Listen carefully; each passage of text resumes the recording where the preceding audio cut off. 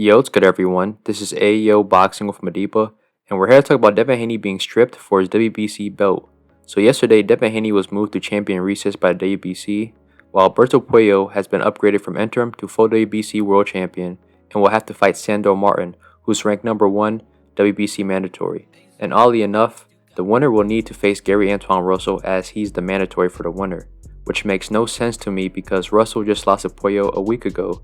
Sounds like a WBC favorite to me, but that's besides the point.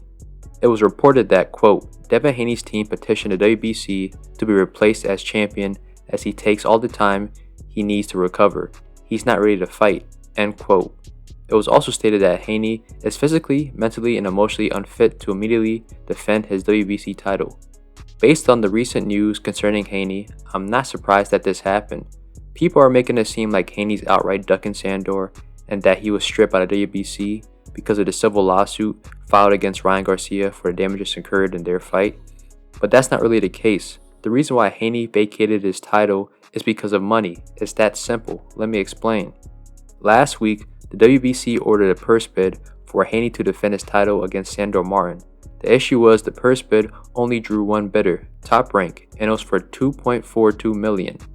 Haney would receive about $1.5 million for fighting Sandor Martin, and compared to his previous fights, this is a massive pay cut for Haney. Furthermore, Sandor is not an easy opponent. Sandor is an underrated southpaw, pure boxer.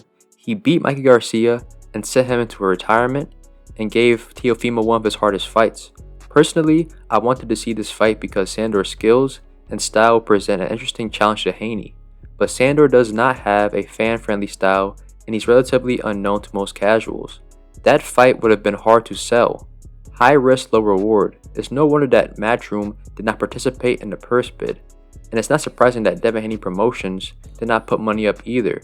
Truth be told, Sandor would be the only one to gain in this situation, and this ties into the potential civil lawsuit Haney might file against Ryan Garcia.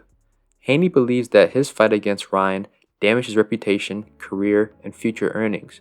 If Ryan did not cheat and test positive for PEDs, none of these damages would have happened. And this is somewhat true. We truly don't know if Ryan was intentionally or unintentionally cheating, and we truly can't say that Haney would have beaten Ryan if he never tested positive. But what I do know is if that Haney won that fight, especially in spectacular fashion, Haney would be a bigger star with a higher earning potential, which means the purse for the Sandor Martin fight would be drastically bigger. So I understand why he would want to file a lawsuit, but the majority of people see this as a weak move, and I can't blame them. And with this Sandor Martin situation, people are calling Haney a duck, and once again, I can't even blame them.